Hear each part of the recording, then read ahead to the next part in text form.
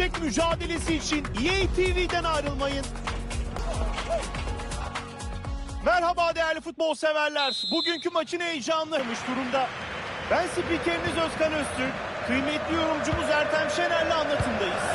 İki takımın bize keyifli bir futbol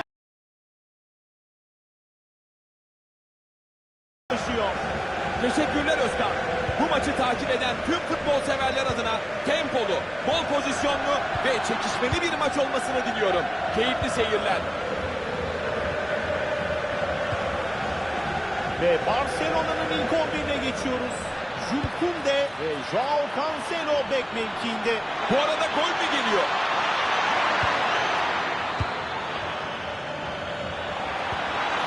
Joao Pedro şutunu çekebilir. Ve büyük bir özveriyle topu oyun alanında tutuyor.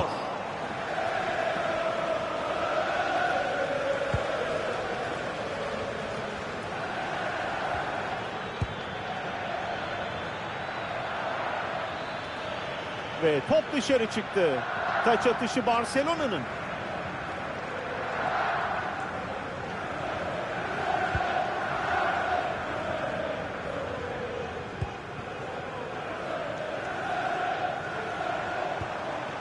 Ferran Torres. Fermin. Barcelona'dan top kaybı.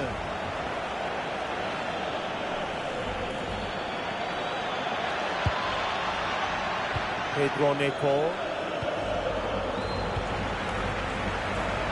Chelsea topu rakipten alıyor.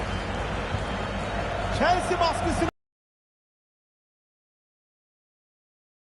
bir anlık hata sonrası top rakip takıma geçiyor. Rafinha bu pasta etkili olabilir. Fermin Lopez zamanında müdahaleyle rakibin tehlike yaratmasını önledi. Tam zamanında müdahalesini yaptı. Pedro Neto. Enzo Fernandez.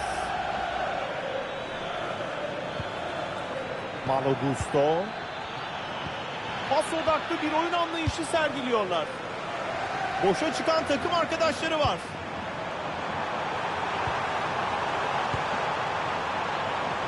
Kalecinin tam üzerine geliyor.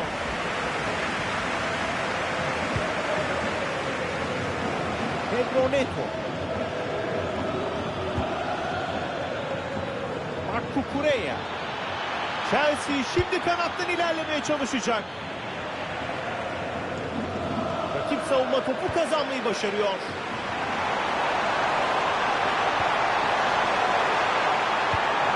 Bu önemli hücum fırsatını iyi değerlendiremiyorlar.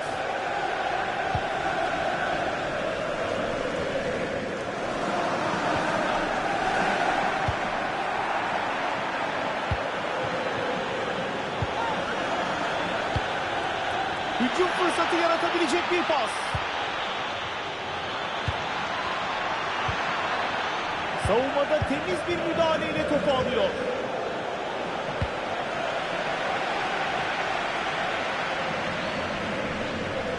Lamine Yamal kanattaki boşluğu değerlendirmek istiyor. Bir orta gelebilir. Şimdi takımını öne geçirebilir.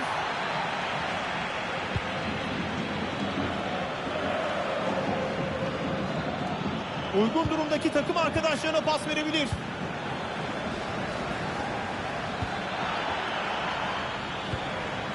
İleride topu çevirerek rakibin bir hata yapmasını bekliyorlar.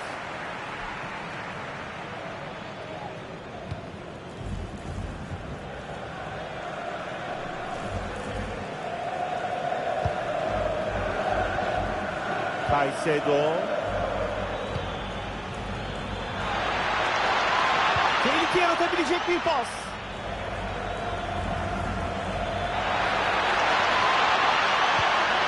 Ceza sahasında temiz bir müdahale.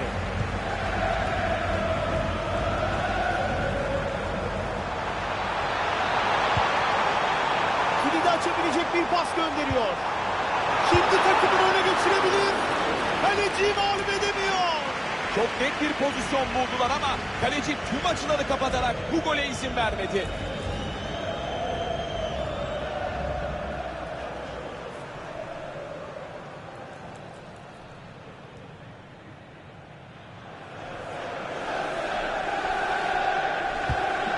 sahasına doğru kullandı.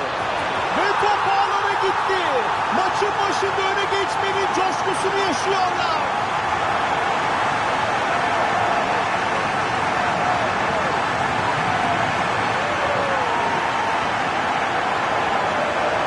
Ve bu golü yeniden izliyoruz. Çok etkili bir korner kullanarak büyük bir tehlike yaratıyor. Sonrasında çok etkili bir kafa vuruşu ve top ağlarda.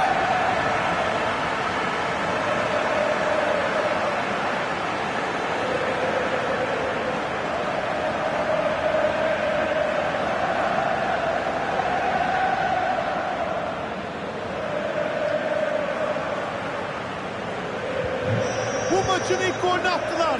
1-0. Malo Gusto. Malo Gusto. Chalobah. Reece James.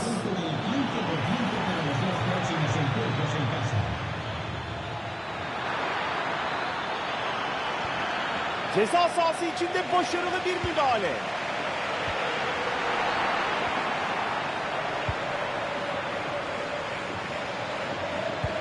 Cole Palmer. Etrafında boşa çıkan takım arkadaşları var. Ve bu müdahaleyle tehlike sona eriyor. Beraberlik golü olabilir. Ve skoru dengeledi. Bu kritik golle takımının rüzgarı arkasına almasını sağlayabilir. İşte golü tekrar izliyoruz. Temiz bir son vuruş olsa da ön alanda yaptıkları baskının goldeki payı çok büyük. Skor üstünlüklerini kaybettiler ve teknik direktör de kenarda büyük hayal kırıklığı yaşıyor. Maça denge geldi. 1-1.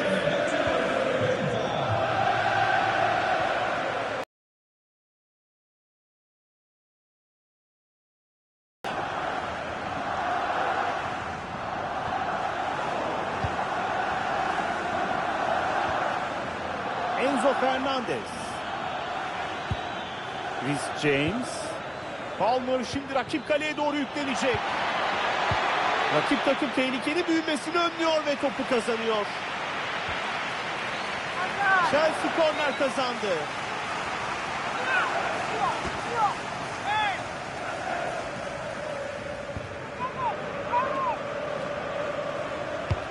Uzun bir köşe vuruşu kullanıyor. Bu kez istediklerini yapamadılar.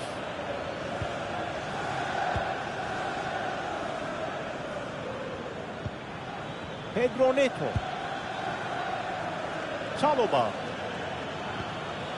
Cole Palmer.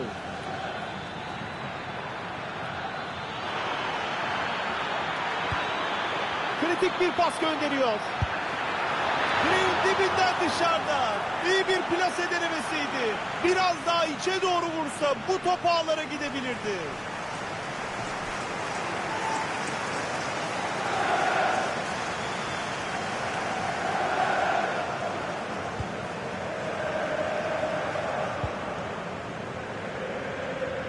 Kunde topu rakibine kaptırıyor. Şimdi önemli bir atak geliştirebilir. Topu rakip oyuncuların bulunduğu noktaya doğru gönderdi. Güzel bir pasla takımını hücuma çıkarıyor. Bu golü atarsa öne geçerler.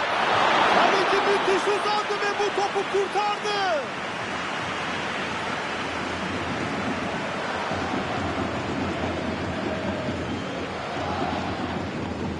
Kısa kullanmayı tercih ediyor. Kaleci Palmer şutunu çekebilir. Ve top ağlarda. Pes etmediler ve şimdi öne geçtiler.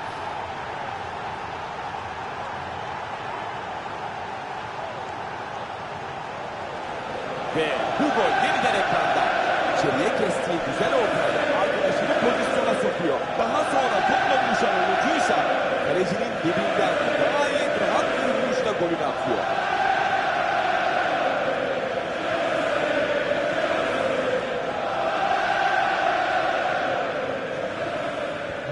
Hakemin düdüğüyle oyun tekrar başlıyor. Barcelona rakibine karşılık vermeye çalışacak. Frenkie de Jong. Frenkie de Jong pas denemesinde rakibine takılıyor. Pasın nereye gideceğini sezdi ve araya girdi. Fermin müthiş bir ara pas gönderdi. Kaleci bir gol sevinci daha yaşamasına izin vermedi. Daha önceki golüne engel olamamıştı ama bu kez başardı.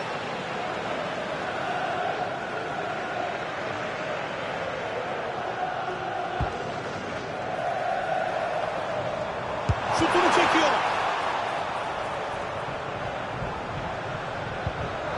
Chelsea topu kaybetti.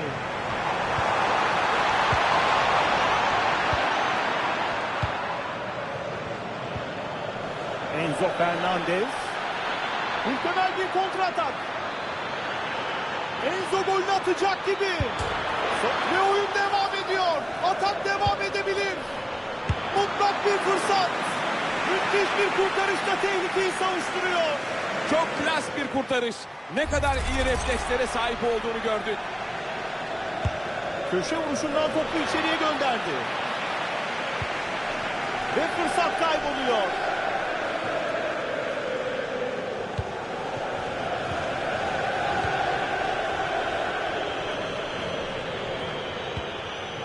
Chelsea rakip yarı sahada çoğalıyor. Yakın mesafeden vurabilir. Ve top ağlara gidiyor. Chelsea attı. Fark 2'ye çıktı. Büyük bir sevinç yaşanıyor.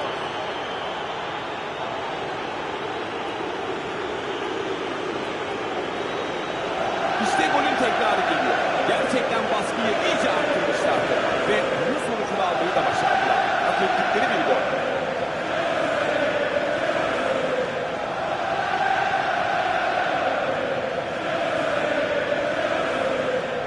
Yenen gol sonrası fark daha da açıldı ve maç böyle biterse soyunma odasında hoca oyuncularına 2 çift laf edecektir.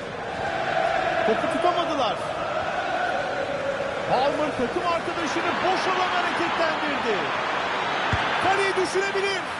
Ve karşı karşıya pozisyonda kaleciye takılıyor. %99'luk gol şansını engelledi.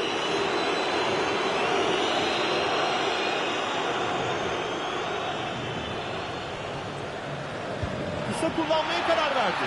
İki yaratabilir. Ve bu müdahalede başarılı oluyor.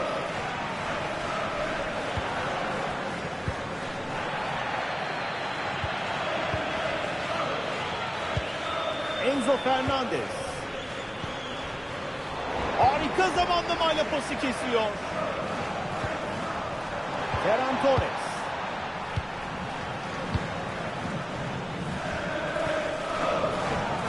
Malo Gusto. Tosin. Uygun durumda birkaç takım arkadaşı bulunuyor.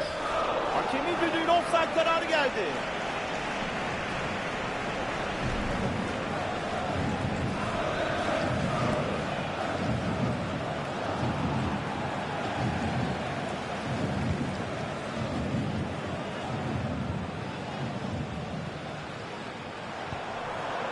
Lamine Yamal. Ve top oyun alanından çıkıyor. Taç kullanılacak. Chelsea maçın başından beri topla daha çok oynuyor. Kendi oyunlarını kabul ettirdikleri için diledikleri pozisyonları buldular. Ve bu arada mutlak gol pozisyonu. Yardımcı hakem bayrağını kaldırdı, karar offside.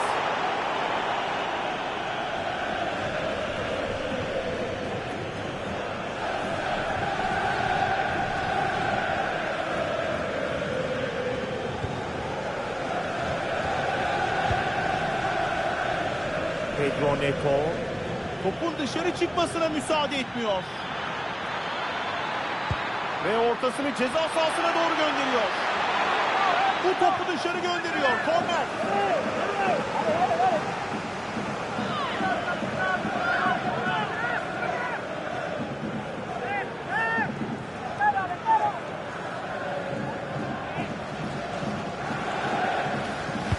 Topu ceza sahasına doğru gönderdi.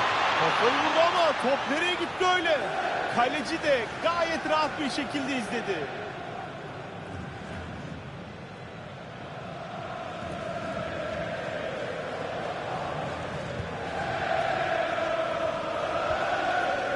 Takım arkadaşına doğru gönderdiği pas çok az farkla dışarı çıkıyor. Taç. Rakibinden sıyrılıp ilerlemek istiyor. Enzo. Kaleciden iyi bir kurtarış. Fermi. Kontra atak için ideal bir fırsat.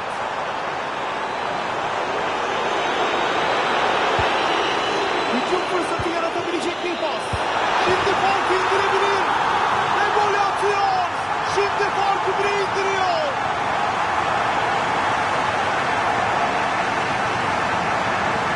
Ve bu gol yeniden ekranda.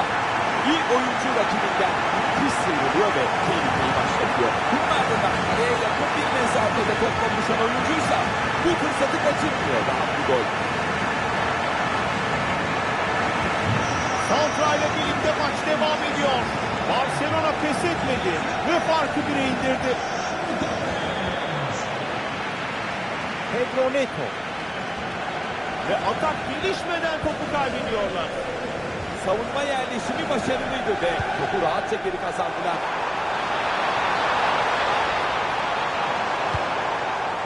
Yerinde müdahaleyle arapasını kesti. Şimdi takım arkadaşları yakınına geldi. Şimdi topu kaleye gönderiyor. Ve kaleci bu şutu kurtardı. Etkili bir pas olabilir.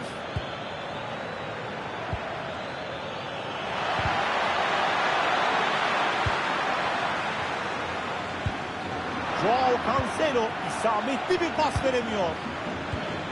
Bu pasla hücumu harekete geçiriyor.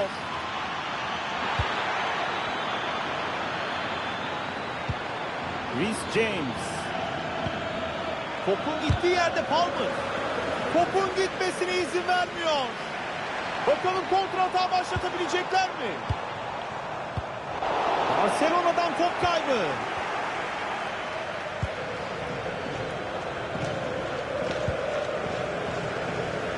Caicedo.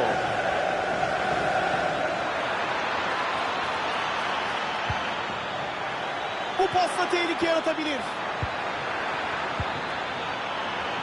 Bu pas arasıyla mutlak golü engelliyor.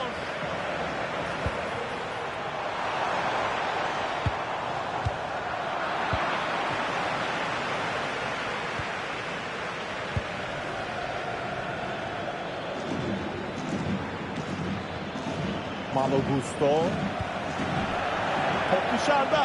Chelsea taç kullanacak. Çalova. Tosin. Cucurella. Pedro Neto. İki oyuncuya topu kaybettiriyor. Ve hakem oyunu durdurdu. Serbest vuruş Chelsea'nin.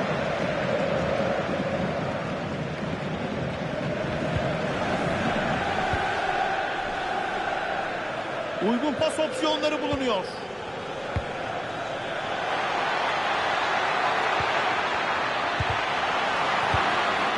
Tehlikeli bölgede pası kesti ve bir atak şansı olabilir. Kaleciden iyi kurtarış.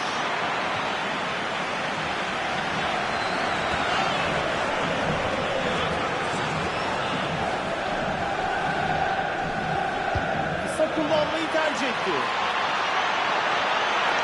Bir anlık dikkatsizlik nedeniyle bu fırsattan yararlanamıyor. Kale vuruşu. Tam gole gidiyorlardı fakat bir anda top dışarı çıktı.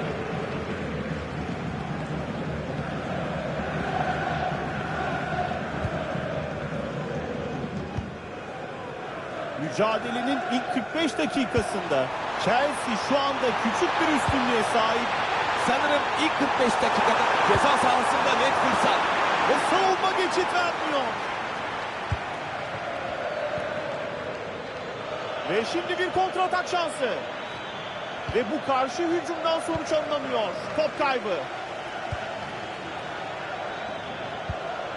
Takımlar topu bir türlü kontrol edemedi.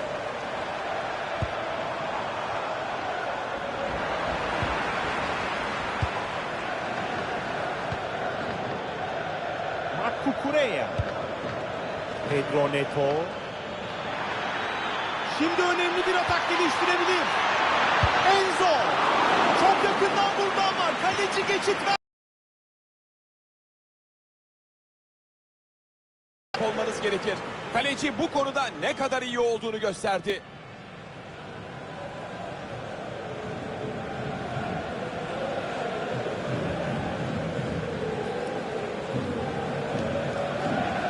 Kısa mesafeli kullanmayı tercih ediyor. İleride bu pası keserek çok iyi bir fırsat yakaladı. Reece James. Marc Cucurella. Şimdi bir orta şansı. Kaleye doğru. Rakibinin şutunu iyi takip etti.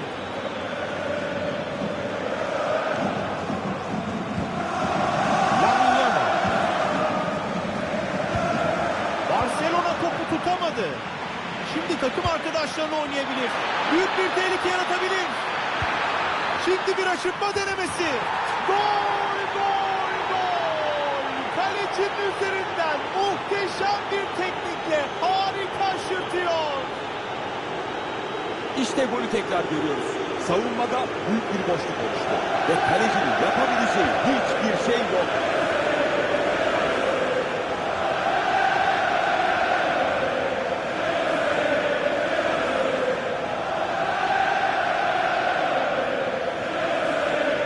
Yenen gol sonrası fark daha da açıldı ve maç böyle biterse soyunma odasında hoca oyuncularına iki çift laf edecektir.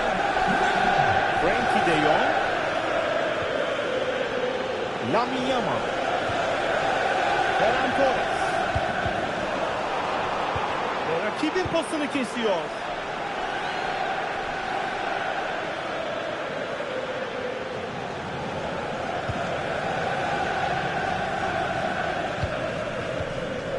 Cole Palmer. Reece James. Barcelona topun kontrolünü kazanıyor.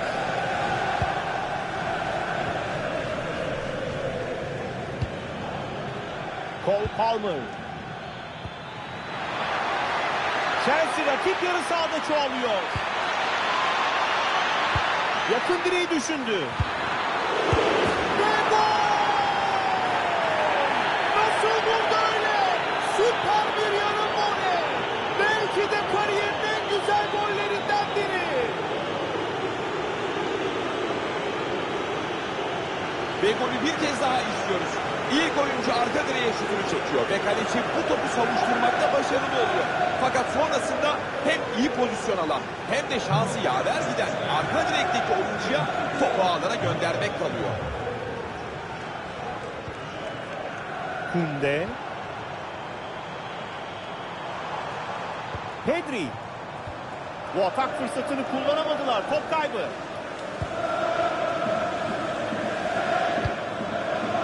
Joao Pedro.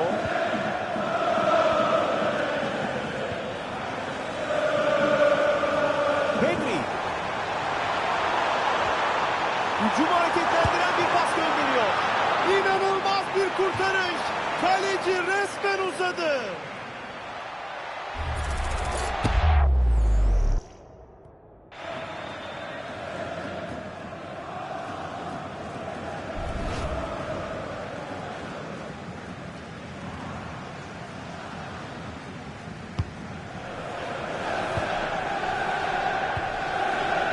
Fermin.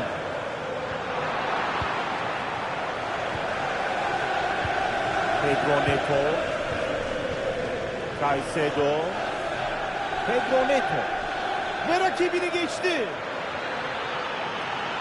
Şimdi topu içeri sürüklemek istiyor. Ve topu engel oluyor. Bu arada offside kararı geliyor. Pas için çok acele etti. Arkadaşı savunmanın hizasına gelmeye çalışıyordu. Ve duraklamalarla birlikte en az 4 dakika daha bu mücadele devam edecek. Şimdi bir pas arası. Caicedo. Marc Cucurella. Tehlikeli bölgede pası kesti ve bir atak şansı olabilir. kritik bir fırsat. Kaleci müthiş uzandı ve bu topu kurtardı.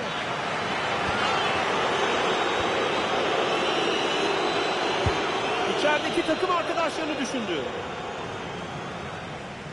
Fırsatı değerlendiremediler. Tosin. Pedro Neto.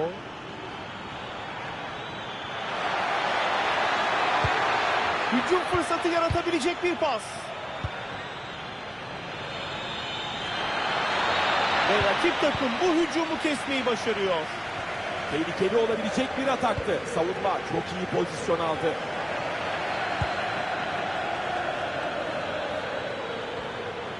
Cole Palmer. Hücumda desteğe gelen arkadaşları var. Ceza sahasına doğru tehlike yaratabilecek bir orta. Ve tehlike büyümeden sona eriyor.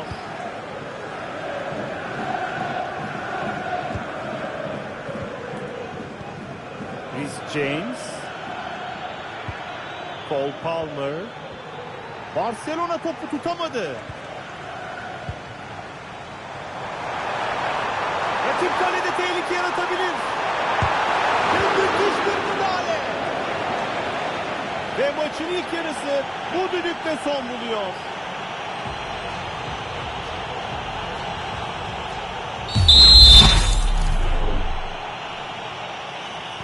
Ve hakemin düdüğüyle ikinci yarı başlıyor. İlk yarıda iki takım arasında büyük bir fark vardı. Bakalım bu yarıda durum değişecek mi?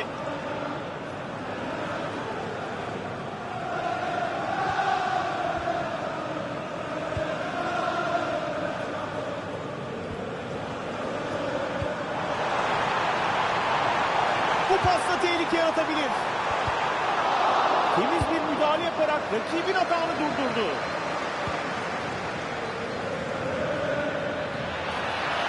Şimdi çok önemli bir fırsat yakaladı. Mutlak fırsatı kaçırdı. Sert vurdu ama bu top kaleyi bulmadı. Sadece sert vurmak yerine daha soğukkanlı olsa belki de golü atacaktı.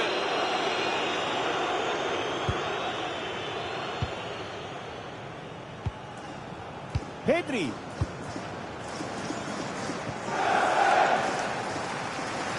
Frenkie de Jong. Pozisyon yaratabilecek bir pas geliyor. Şimdi karşı hücum yapabilirler. Savunmanın arkasına havadan bir pas. Savunma henüz yerleşemedi ve kontra tehdidi sürüyor. Frenkie de Jong pas denemesinde rakibine takılıyor. Reece James. Enzo Fernandez. Hücum bölgesinde bir fırsat yaratmak istiyor. Yakın mesafeden çok sert bir şut denedi, az farkla kaçırdı. Bu mesafeden öncelikle kaleyi tutturmayı düşünmeliydi. Eric Garcia. Rafinha. Pedri. Barcelona topu tutamadı. Tosin. Reece James. Pedro Neto. Chelsea'den top kaybı geliyor. Ferran Torres. Tam yerinde araya girerek topu kesiyor ve tehlikeyi önlüyor. Bu pas geçse büyük tehlike olacaktı. Chelsea şimdi kanattan ilerlemeye çalışacak.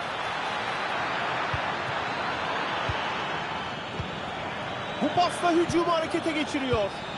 Savunmada temiz bir müdahaleyle topu alıyor. Şimdi bir karşı hücum fırsatları var. Büyüyebilecek bir tehlikeyi faulle engellemiş oldu. Kart çıkma ihtimali yüksek.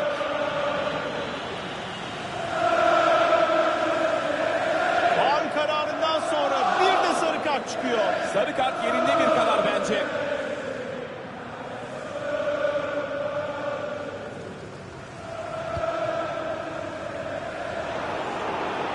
Barcelona'dan top kaybı.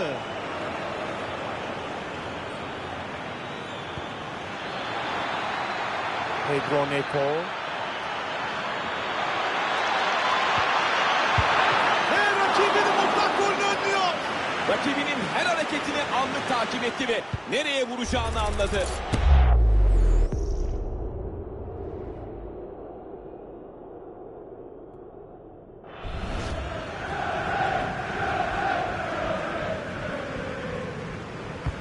İçerideki takım arkadaşlarına doğru kullanıyor. Şimdi tehlikeli bölgede topu kaptı.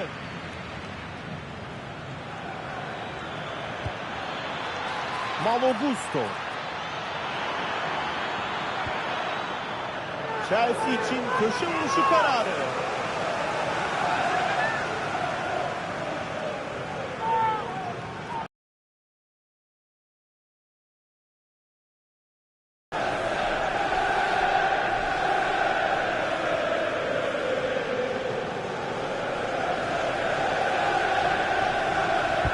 Köşe vuruşundan topu içeriye gönderdi. Ve top uzaklaştırılıyor. Rafinha. Kunde. Takım arkadaşına doğru gönderdiği pas çok az farkla dışarı çıkıyor. Taç.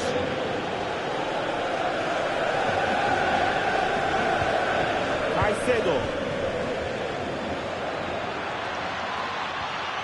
Cole Palmer. Joao Pedro. Chelsea topu kaybetti. Yakınında takım arkadaşları var.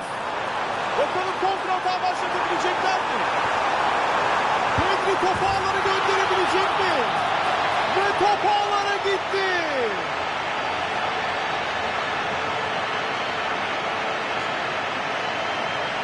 Ve bu gol bir kere daha ekranda.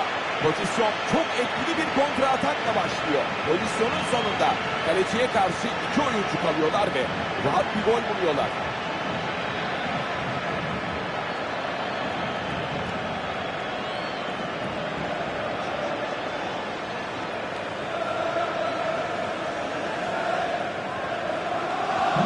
Ve durum 5-3'e geliyor.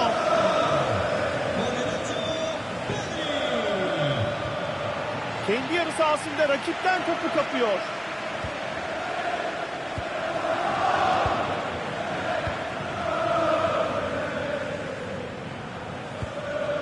Caicedo.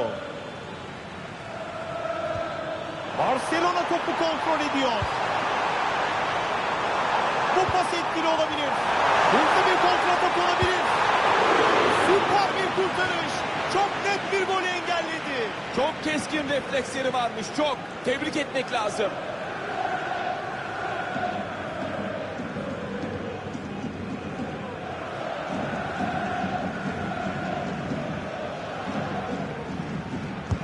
Ceza sahasının içine gönderildi. Rakibin baskısına rağmen kafayı vurdu ama top farklı şekilde dışarı gitti. Rakiplerinden önce davrandı ama hedefi bulamadı.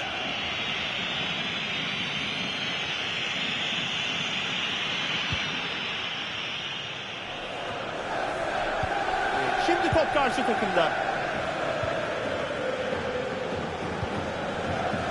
Chelsea kanattan ilerleme fırsatı yakaladı.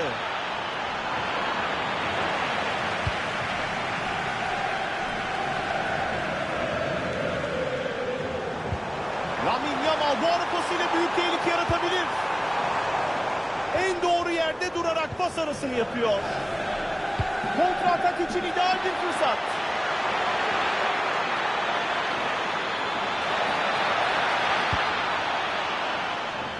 Kukureya. Şutunu deniyor. Ve top az farkla yandan dışarı çıkıyor.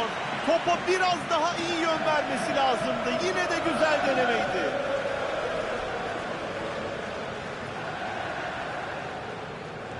Chelsea bugün bize üst düzey bir ofansif performans izletiyor.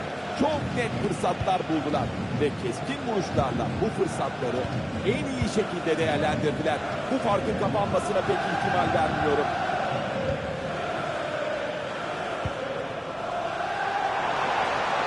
Fermin topla birlikte rakip kaleye doğru ilerliyor. Ferran Torres. Hakem düdüğünü çaldı, karar offside.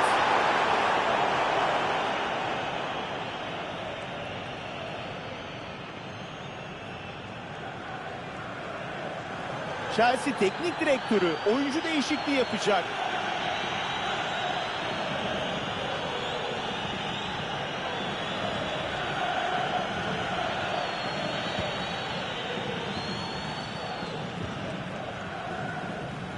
Ve karşılaşmanın normal süresinde son yarım saate giriyoruz.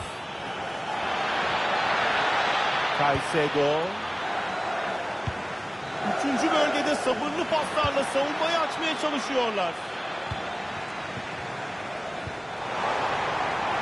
Rafinha bu boşluğu gördü ve kanattan ilerliyor.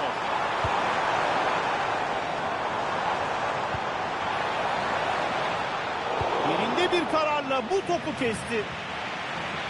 Şimdi bir kontratak fırsatı oluşabilir. Önemli bir hücum şansı. Top ağlarda gol. Farkı 3'e çıkardılar. Artık daha da rahat oynayacaklar.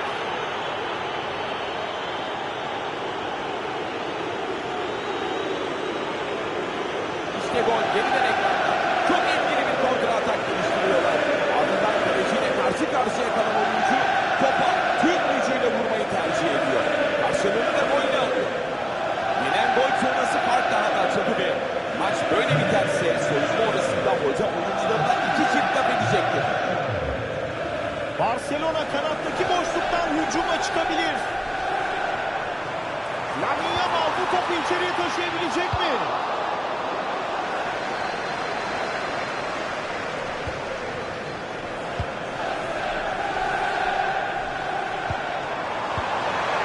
Ceza sahası içinde son derece soğukkanlı.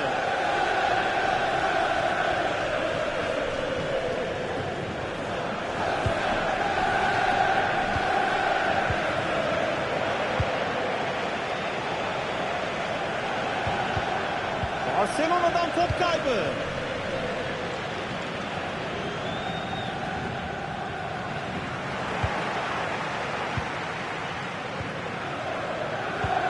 Topu muhafaza edemiyorlar. Ve bu faulle tehlikeli olabilecek bir hata kesmiş oldu. Hakemin eli cebine gidebilir. Faul beraberinde bir de sarı kartı getiriyor. Maçın bundan sonraki bölümünde daha dikkatli olmak zorunda.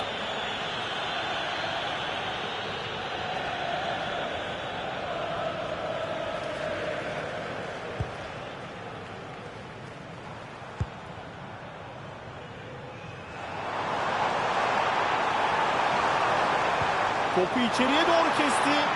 Müdahale etti fakat tehlike sürüyor.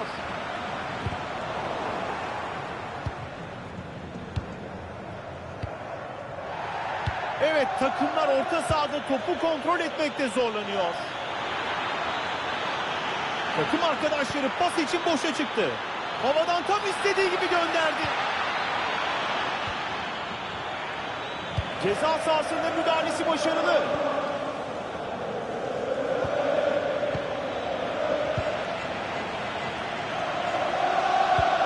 Topun gittiği yerde Enzo var. İyi bir yerde araya girdi ve şimdi atak şansı olabilir. Top hala ayağında. Bir fırsat yaratmak istiyor.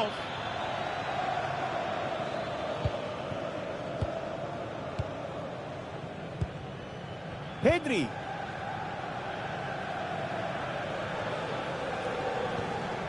Eric Garcia. Lamine Yamal. Bu ara pasını keserek tehlikeyi önlüyor. Caicedo. Havadan iyi düşündü. Çok büyük bir fırsat. Yakın mesafeden çok sert bir şut denedi, az farkla kaçırdı. Bu mesafeden öncelikle kaleyi tutturmayı düşünmeliydi. Pedri. Rafinha. Rafinha bu boşlukları iyi değerlendirir. Hücuma çıkıyorlardı fakat top şimdi rakip takıma geçti. Ve bir karşı atak şansı. Şimdi karşı atağa çıkıyorlar. Ve kaleci tehlikeyi uzaklaştırdı. Kaleciden nefis kurtarış. Kontratakta rakibe gol izni vermiyor. Çok iyi paslarla çıkarak kendilerini bir anda rakip kalenin önünde buldular. Ancak kaleci son bir hamleyle mutlak bir gole engel oldu. Ortasını gönderdiği yerde takım arkadaşları var. Joao Pedro şutunu çekebilir. Süper bir hareket. Uçarak kurtardı. Chelsea oyuncu değiştiriyor.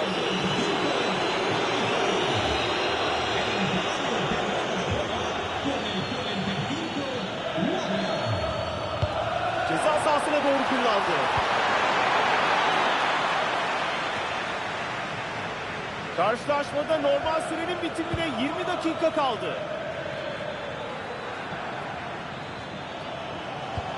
Tehlike yaratabilecek bir pas.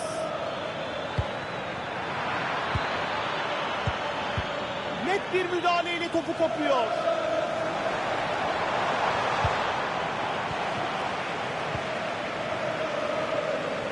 Hücumda paslaşa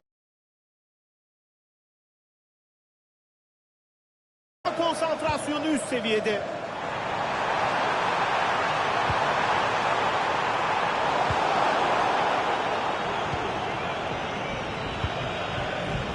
Pedro Neto.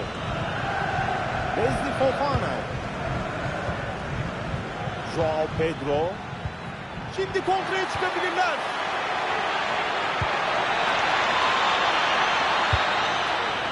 Şimdi köşe vuruşu fırsatı buldular.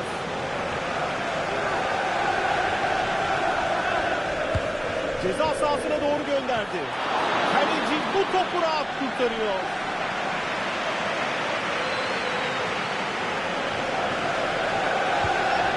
Rafinha. Barcelona topu tutamadı. Barcelona kanattaki boşluktan hücuma çıkabilir. Ceza sahasında çok yerinde bir müdahale. Evet, taraftarlar o pozisyonda penaltı bekliyordu ama hakemden devam kararı gelince yoğun bir tepki göstermeye başladılar. Ve topu ceza sahasının içerisine gönderiyor. Gol, gol, gol. Fark 4 oldu. Rakiplerin bir türlü çare bulamıyor.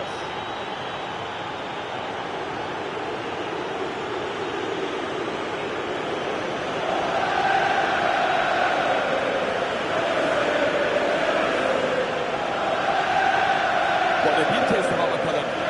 Çalışılmış bir kontratak izlediğimizi düşünüyorum. Sonrasında golü atan oyuncu o kadar müsait kalıyor ki hiç zıplamadan kafayı vurarak golünü atıyor.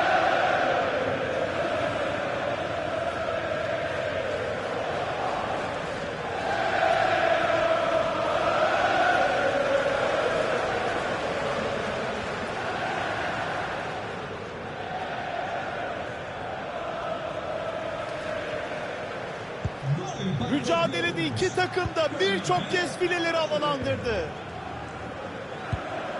Pedri. Rafinha. Ferran Torres. Her bir yakın mesafede. Ve top ağlarda. Geri dönmek için çabalıyorlar.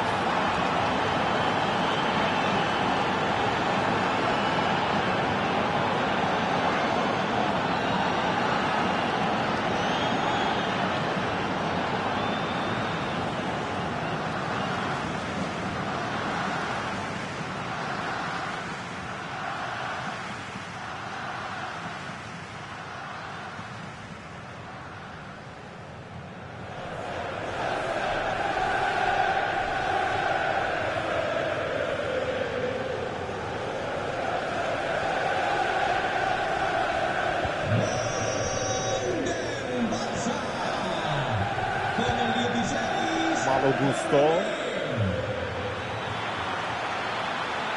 Bir rakibin arkasında bıraktı. Kaleci bu topu rahatlıkla kontrol etti.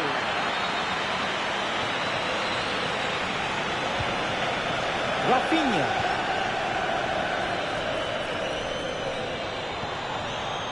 Rafinha. Fermin için etkili bir pas olabilir.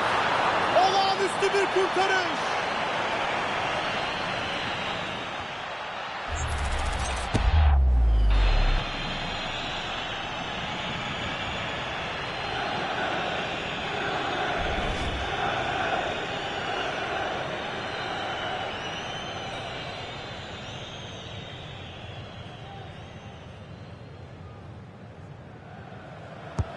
uzun bir köşe vuruşu kullanıyor. Topu kaleden uzaklaştıramadı. Tehlike sürebilir. Kendi yarı sahasında rakipten topu kapıyor. Kontra atak için ideal bir fırsat. Ve bu pozisyon için offside bayrağı kalkıyor. Aslında arkadaşına biraz zaman tanısa offside'dan çıkacaktı.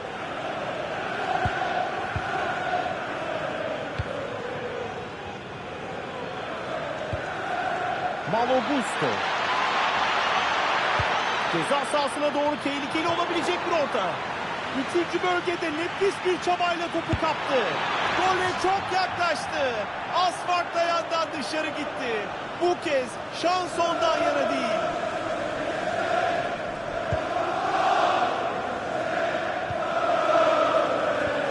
Pedri. Şimdi takım arkadaşlarını oynayabilir.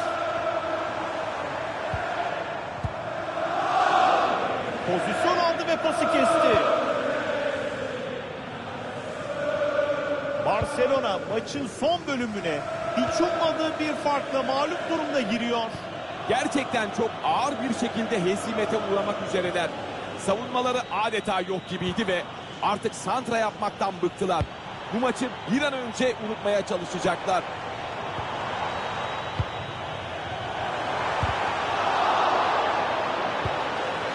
Bu pasla tehlike yaratabilir.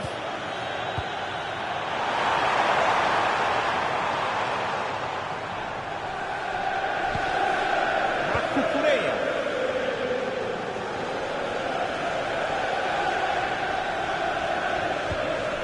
Enzo Fernandez. Hücum fırsatı yaratabilecek bir pas. Bir anda kontra fırsatı yakaladı. Büyük bir fırsattan faydalanamadı. Karşı karşıya çok kötü vurdu. Oldukça kötü bir vuruş yaptı. Hatırladıkça canı sıkılacak.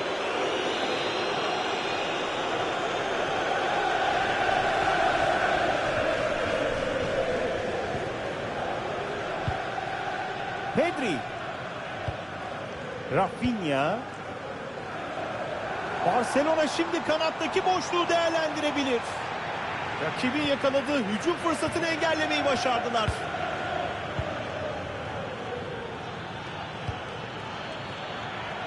Chelsea kanattan ilerleme fırsatı yakaladı. Ceza sahasında topu rakipten alıyor. Rakip yarı sahada pozisyon yaratmaya çalışacak.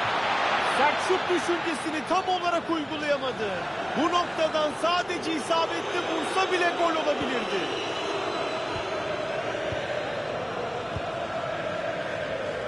Frenkie de Jong pas denemesinde rakibine takılıyor. Chelsea şimdi kanattan ilerlemeye çalışacak.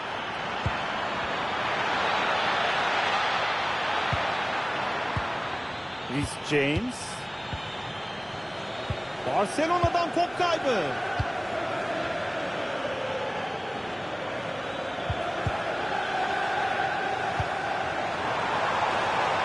Şimdi bir karşı hücum fırsatları var. Tehlikeyi önceden seziyor ve bu topu kurtarıyor. Reece James. Pedro Neto. Reece James. Enzo Fernandez. Joao Pedro golü atacak mı? Üst direğe çarpıp geri dönüyor.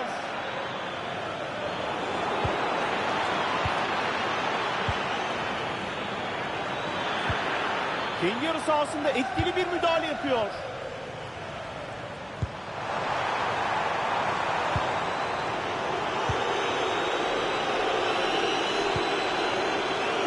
Enzo Fernandez. Pas güzel. Tehlikeli bir kontratak olabilir. Ve kaleci harika kurtardı. Rafinha. Barcelona kanattaki boşluktan hücuma çıkabilir.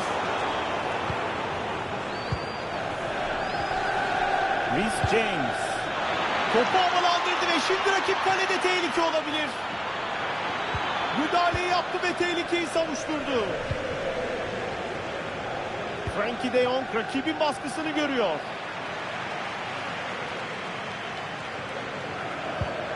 Rakibine izin vermedi ve topu taca gönderdi.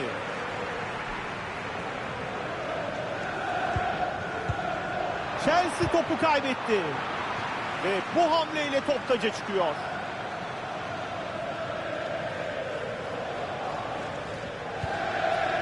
Frenkie de Jong. Lamine Yamal. Pasın gittiği yerde Fermin.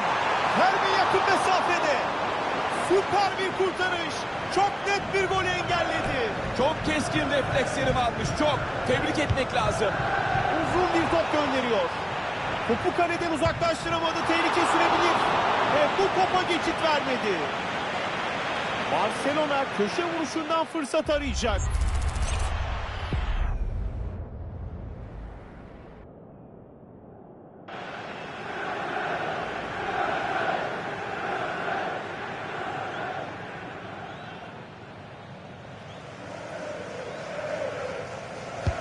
Ceza sahasının içine doğru.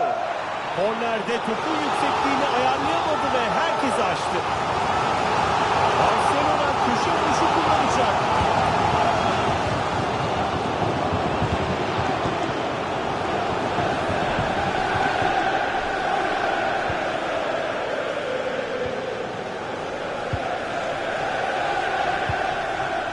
Rafinha iyi bir müdahaleyle rakibin hücumunu kesti.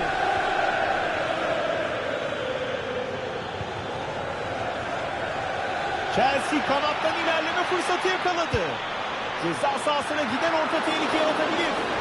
Kaleci için rahat bir top oluyor. Rafinha. Barcelona topu kontrol edemedi. Güzel bir pasla takımını hücuma çıkarıyor.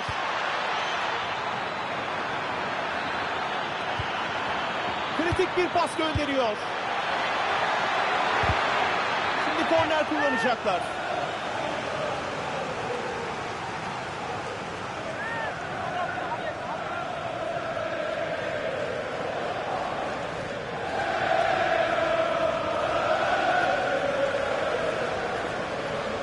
Yakındaki arkadaşına gönderdi. Rakibin ortasını kesiyor ve topu uzaklaştırıyor. Pozisyon yaratabilecek bir pas geliyor.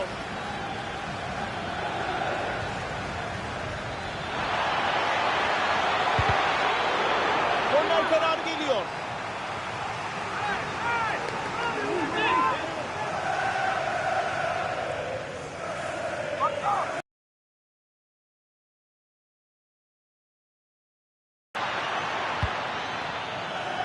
Bu hücum fırsatını değerlendiremiyorlar ve top karşı takıma geçiyor.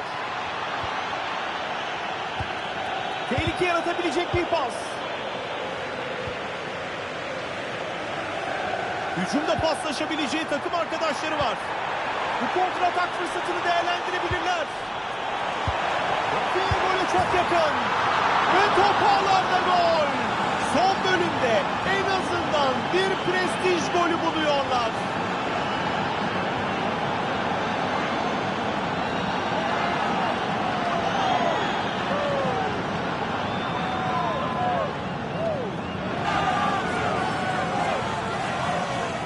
Evet, golün tekrarına baktığımızda ne kadar doğru bir pozisyon aldığını görüyoruz.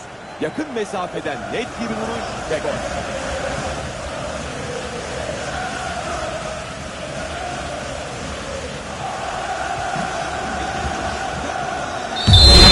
Mücadeleyi bitiren düdüğü çalıyor. Barcelona bugün sahadan eli boş dönüyor. Bugünkü maçta iyi bir oyun ortaya koyamadıkları açık. Savunma disiplininden de uzak kaldıkları için iki farkla mağlup oldular.